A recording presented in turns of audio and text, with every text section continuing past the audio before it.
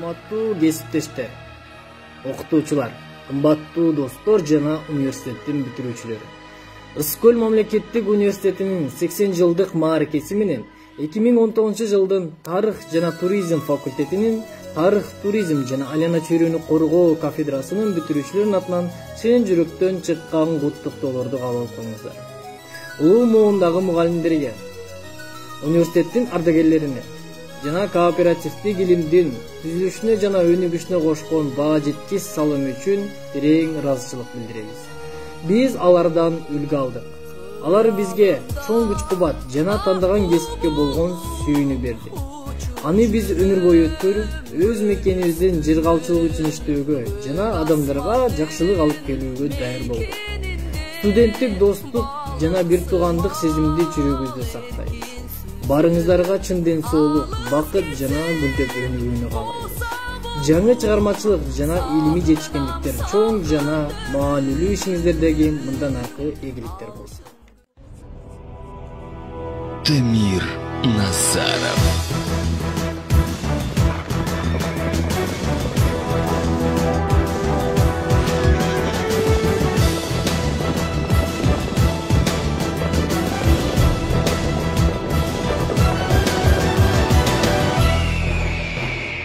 Baratып жолдо, батабыз ойго, өлкөбүз кантип өнүгө.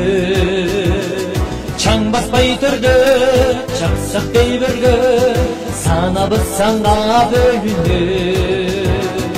Эгемен болуу, сыймыкка толуу, жашаган жокпуз бекерге.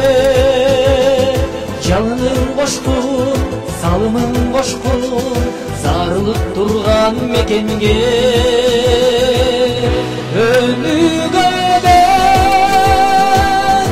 үргүндөй бермегени, менде бейелге төгөлү берме.